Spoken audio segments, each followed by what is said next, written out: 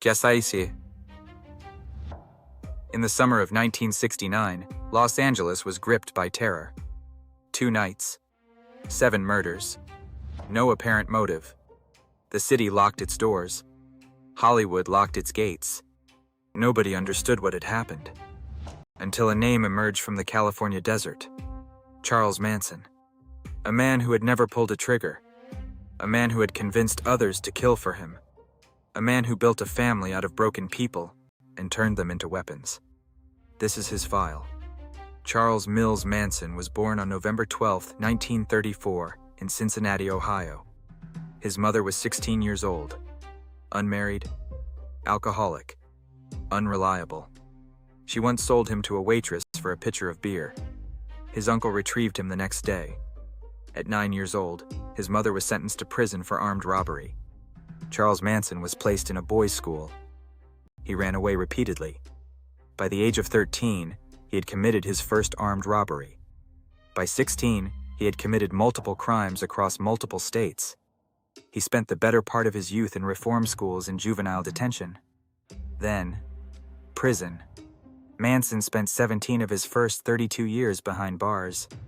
In prison, he learned. He studied Scientology.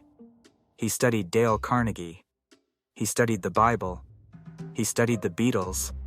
He taught himself to play guitar. He became charismatic, magnetic, manipulative. In 1967, he was released from Terminal Island Federal Penitentiary. He asked to stay. The prison would not allow it. He walked out into San Francisco at the height of the summer of love. It was the perfect hunting ground. Young people were everywhere, lost, searching, hungry for meaning.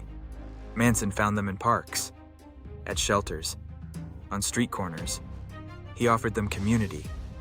He offered them purpose. He offered them love. What he actually offered them was control.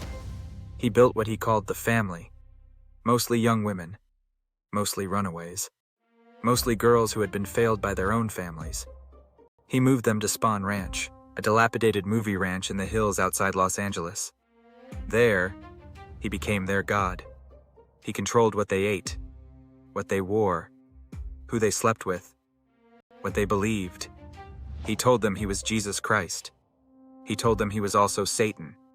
He told them a race war was coming. He called it Helter, Skelter, after the Beatles song. He told them the black community would rise up and slaughter the white establishment. And then, when the smoke cleared, the family would emerge from the desert and take control of the world. It sounds like madness. To his followers, it was gospel. By the summer of 1969, Manson decided to accelerate his prophecy. If the race war would not start itself, the family would start it. On the night of August 8, 1969, Manson sent 4 of his followers to 150 Cielo Drive in Los Angeles. The house belonged to film director Roman Polanski. His wife, actress Sharon Tate, was 8.5 months pregnant. She was there that night with 4 friends. The family members entered the house. By morning, 5 people were dead. Sharon Tate, Jay Sebring, Abigail Folger, Wojciech Frykowski, Stephen Parent. The killers left messages written in the victim's blood on the walls. The next night, Manson himself drove his followers to the home of Leno and Rosemary LaBianca. 2 more people were killed. The word war was carved into Leno LaBianca's stomach. Los Angeles did not sleep for months.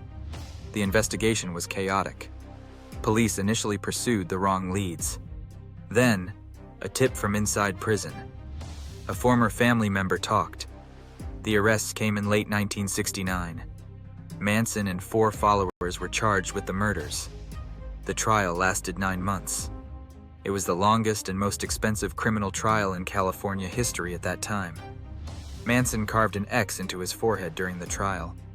His followers did the same. He stared at jurors. He made outbursts. He turned and displayed a newspaper headline that read, "Manson guilty to the jury," before the verdict. On January 25, 1971, Charles Manson was found guilty of first-degree murder. He was sentenced to death. In 1972, California abolished the death penalty. His sentence was commuted to life in prison. He was denied parole 12 times. He spent the rest of his life in California State Prison. He gave interviews. He inspired books, documentaries, films. He became one of the most studied criminal figures in American history. He seemed to enjoy it. On November 19, 2017, Charles Manson died in prison of natural causes. He was 83 years old. He never expressed remorse. He once said, "I have exited myself from your world. I stand in the opposite to what you do and what you eat." The case of Charles Manson is not really about murder. It is about something more disturbing. It is about how easily a human being can be made to believe. Manson did not kill 7 people. He convinced 7 people that killing was necessary. He found the lost. He found the broken. He filled the emptiness with ideology. And then he pointed them at the world. He was never the most dangerous man in the room. He was the most dangerous idea. File closed. This has been AIM Venture, Dark Files. Subscribe for a new case file every week. The truth does not disappear just because we stop looking.